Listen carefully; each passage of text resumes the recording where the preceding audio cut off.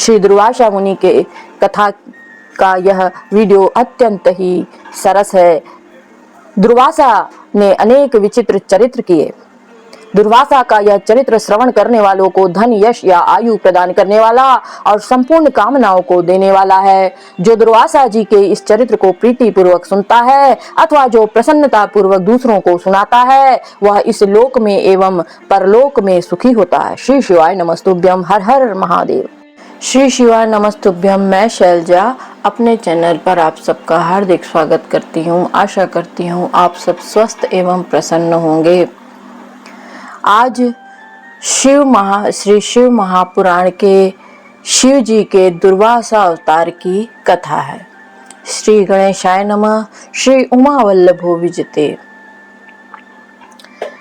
कथा है शिव जी के दुर्वासा अवतार की कथा। कथा शुरू करते हैं। नंदीश्वर बोले, हे महामुने, अब आप शंभु के एक और चरित्र को प्रेम पूर्वक सुनिए।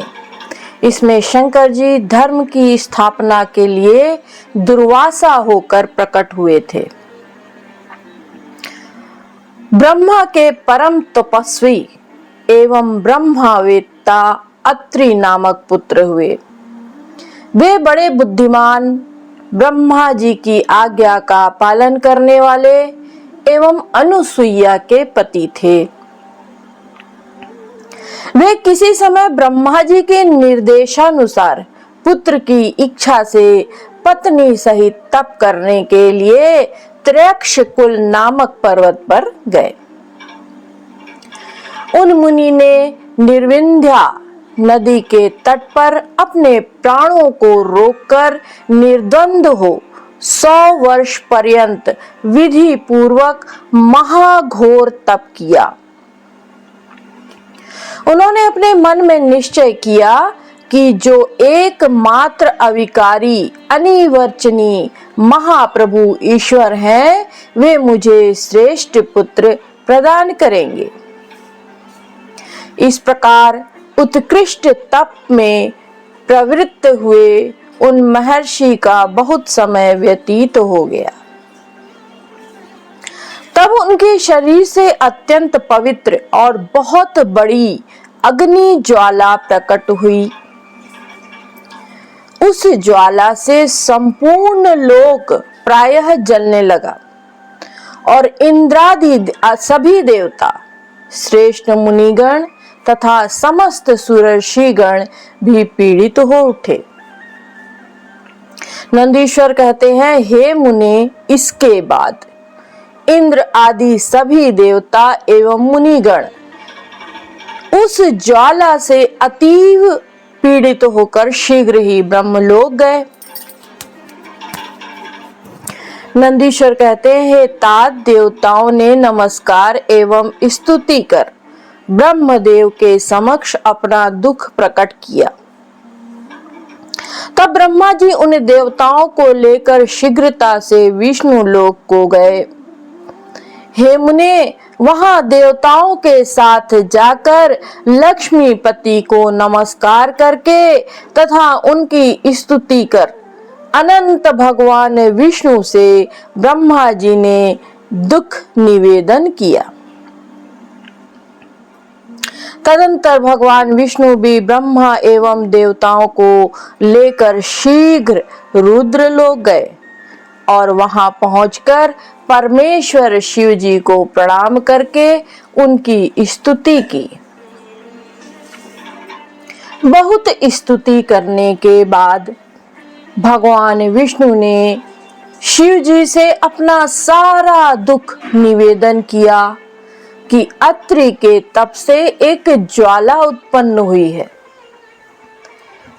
हे मुने, तदुपरांत उस स्थान पर एकत्रित हुए ब्रह्मा, विष्णु एवं महेश्वर ने मिलकर संसार के हित साधन के लिए आपस में मंत्रणा की।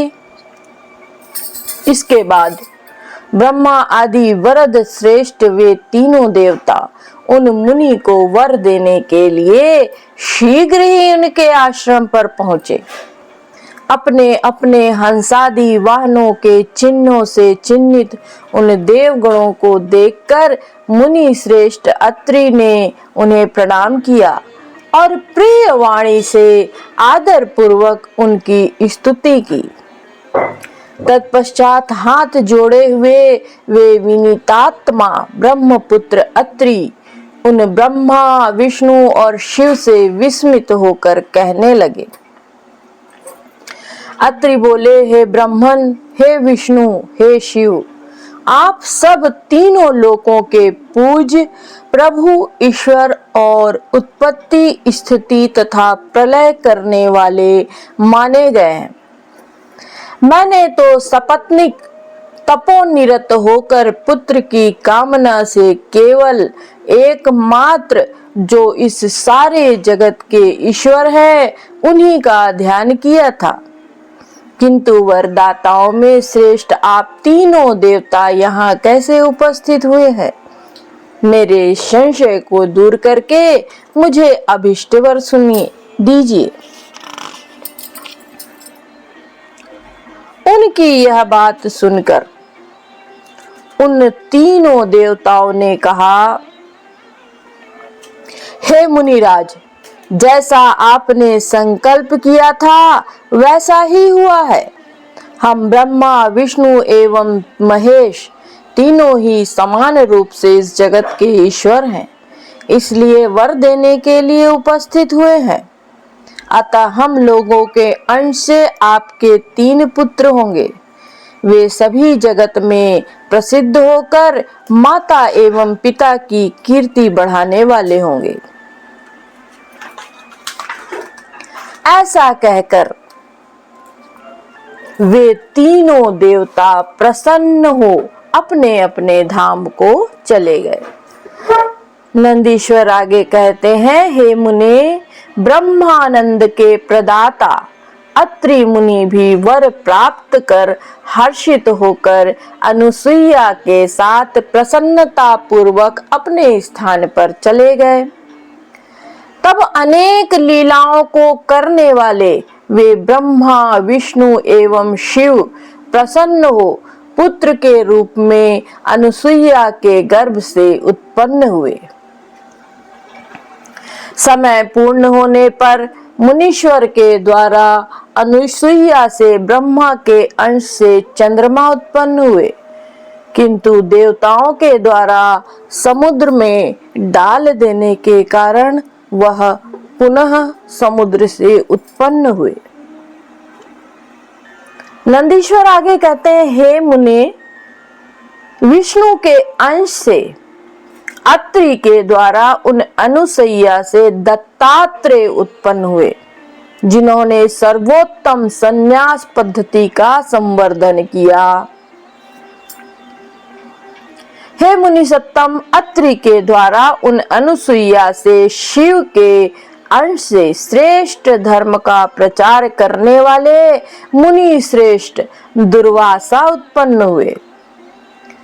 रुद्र ने दुर्वासा के रूप में प्रकट होकर ब्रह्म तेज को बढ़ाया और दया पूर्वक बहुतों के धर्म की परीक्षा भी ली। नंदीश्वर आगे कहते हैं, हे मुनीश्वर, सूर्य वंश में उत्पन्न हो जो अमरीश नामक राजा थे, वे उनकी परीक्षा दुर्वासा ने ली थी। उस आख्यान को आप सुनिए। श्री शिवाय नमस्तुभ्यम। वे नृप श्रेष्ठ अम्बरीश 7 द्वीपों वाली पृथ्वी के स्वामी थे। एकादशी के व्रत में स्थित होकर वे दृढ़ नियम का पालन करते थे। उन राजा का यह दृढ़ संकल्प था कि मैं एकादशी का व्रत कर द्वादशी को पारण करूंगा। शंकर जी के अंश से उत्पन्न हुए मुनि श्रेष्ठ दुर्वासा उनके उस नियम को जानकर अपने अनेक शिष्यों को साथ ले उनके समीप गए। उस दिन स्वल्प द्वादशी जानकर राजा ने पारण करने के लिए ज्यों ही भोजन करने का विचार किया, उसी समय शिष्यों सहित दुर्वासा वहां आ पहुंचे। तब राजा ने उन्हें भोजन के लिए आमंत्रित किया।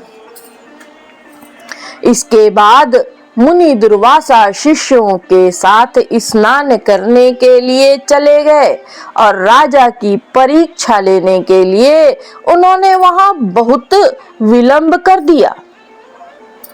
तब धर्म में विघ्न जानकर राजा शास्त्र की आज्ञा से जल का प्राशन करके दुर्वासा के आगमन की प्रतीक्षा करने लगे।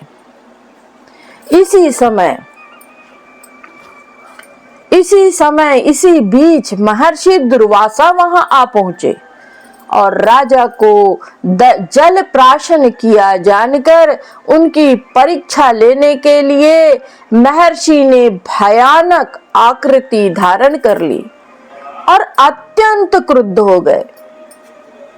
शिव जी के अंश से उत्पन्न हुए वे दुर्वासा धर्म की परीक्षा करने के उद्देश्य से राजा से कठोर वचन कहने लगे।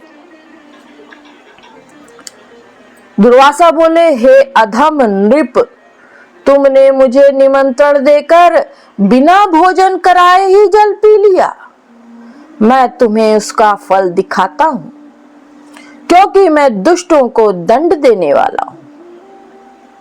इतना कहकर क्रोध से लाल नेत्रों वाले वे ज्यों ही राजा को भस्म करने के लिए उद्यत हुए, इतने में ही राजा के भीतर रहने वाला ईश्वर का चक्र उनकी रक्षा करने के लिए शीघ्रता से प्रकट हो गया। वह सुदर्शन चक्र शिव माया से विमोहित शिव स्वरूप मुनि दुर्वासा को न जानकर उन्हें जलाने के लिए भयंकर रूप में जल उठा। इसी समय अशरीरी आकाशवाणी ने विष्णु प्रिय ब्राह्मण भक्त महात्मा अम्बरीश से कहा। आकाशवाणी बोली, हे राजन, शिव जी ने ही यह सुदर्शन चक्र विष्णु को प्रदान किया है। दुर्वासा को जलाने के लिए प्रज्वलित चक्र को इस समय शीघ्र शांत कीजिए। ये दुर्वासा साक्षात शिव हैं। इन्होंने विष्णु को यह चक्र प्रदान किया है। इन्होंने ही विष्णु को यह चक्र प्रदान किया है। हे नृप श्रेष्ठ, इन्हें सामान्य मुनि मत समझिए। ये मुनीश्वर आपके धर्म की रक्षा करने के लिए आए हैं, अतः शीघ्र ही इनकी शरण में जाइए, नहीं तो प्रलय हो जाएगा। नंदीश्वर आगे कहते हैं, हे मुनीश्वर, ऐसा कहकर आकाशवाणी शांत हो गई। अब वे अम्बरीश भी शिव के अंश स्वरूप उन मुनि की स्तुति आदर से करने लगे। अम्बरीश जी बोले, यदि मैंने दान किया है, इष्टापूर्त किया है, अपने धर्म का भली भांति अनुष्ठान किया है और हमारा कुल ब्राह्मण्य है, तो विष्णु का यह अस्त्र शांत हो जाए। यदि मेरे द्वारा सेवित भक्त वत्सल भगवान मुझ पर प्रसन्न है, तो यह सुदर्शन चक्र विशेष रूप से शांत हो जाए। श्री नंदीश्वर आगे कहते हैं, हे मुनीश्वर, इस प्रकार रुद्रांश भूत दुर्वासा के आगे अम्बरीश की स्तुति करने पर आकाशवाणी से प्रेरित बुद्धि वाला वह शैव सुदर्शन चक्र उन्हें शिवांश जानकर पूर्ण रूप से शांत हो गया। इसके बाद उन राजा अम्बरीश ने अपनी परीक्षा के निमित्त आए हुए उन मुनि को शिवावतार जानकर उन्हें प्रणाम किया। तदंतर शिव जी के अंश से उत्पन्न वे मुनि अत्यंत ही प्रसन्न हो गए। श्री शिवाय नमस्तुभ्यम। और भोजन करके अभिष्ट वर प्रदान करके अपने स्थान को चले गए। नंदीश्वर आगे कहते हैं, हे मुने, मैंने अम्बरीश की परीक्षा में दुर्वासा का चरित्र कह दिया। हे मुनीश्वर, अब आप उनका दूसरा चरित्र सुनिए। अब नंदीश्वर श्री दुर्वासा का दूसरा चरित्र कहने लगे। तत्पश्चात उन्होंने दशरथ पुत्र राम की नियम से परीक्षा ली। काल जब मुनि का रूप धारण कर श्री रामचंद्र जी से भेंट करने के लिए पहुंचा, तब उसने राम से एक अनुबंध किया और कहा, मैं आपसे कुछ बात करूंगा, किंतु यदि उस समय कोई तीसरा पहुंचा तो वह आपका वध्य होगा। श्री रामचंद्र जी ने तथास्तु कहकर लक्ष्मण जी को पहरे पर नियुक्त कर दिया और काल से एकांत में बातचीत करने लगे। इसी बीच वहां दुर्वासा जी पहुंचे। उन्होंने लक्ष्मण जी से कहा, मैं आवश्यक कार्य से श्री रामचंद्र जी से मिलना चाहता हूं। लक्ष्मण जी ने इधर राम की प्रतिज्ञा, उधर दुर्वासा का शाप, इस प्रकार दोनों ओर से असमंजस में पड़कर विचार किया कि ब्रह्म शाप से दग्ध होना अच्छा नहीं। अतः उन्होंने दुर्वासा के आने का समाचार श्री रामचंद्र जी को दे दिया। नंदीश्वर आगे कहते हैं, हे मुने, इस प्रकार दुर्वासा के द्वारा हठ पूर्वक भेजे जाने पर श्री राम ने अपनी प्रतिज्ञा के अनुसार तत्क्षण लक्ष्मण जी को त्याग दिया। महर्षियों ने यह कथा बहुधा कही है, जिसके कारण यह लोक में प्रसिद्ध कथा है। अतः इसे विस्तार से नहीं कहा है, क्योंकि बुद्धिमान लोग तो इस कथा को जानते ही हैं। महर्षि दुर्वासा उनके इस अत्यंत दृढ़ नियम को देखकर संतुष्ट हुए और प्रसन्नचित्त हो उन्हें वर प्रदान किया। नंदीश्वर आगे कहते हैं, हे मुनि श्रेष्ठ, उन्होंने श्री कृष्ण के नियम की भी परीक्षा ली। मैं उस कथा को कह रहा हूं, आप उसे सुनिए। तो कथा शुरू होती है। ब्रह्मा जी की प्रार्थना से पृथ्वी का भार उतारने के लिए एवं साधुओं की रक्षा करने के लिए भगवान विष्णु वसुदेव के रूप में अवतरित हुए। वसुदेव के पुत्र रूप में अवतरित हुए श्री कृष्ण नाम वाले विष्णु ने ब्रह्माद्रोही, खलों, दुष्टों एवं महापापियों का संहार करके समस्त साधुओं एवं ब्राह्मणों की रक्षा की। वे वसुदेव पुत्र श्री कृष्ण ब्राह्मणों के प्रति अत्यधिक भक्ति रखते थे और प्रतिदिन बहुत से ब्राह्मणों को सरस स्वादिष्ट भोजन कराते थे। श्री कृष्ण ब्राह्मणों के विशेष रूप से भक्त हैं।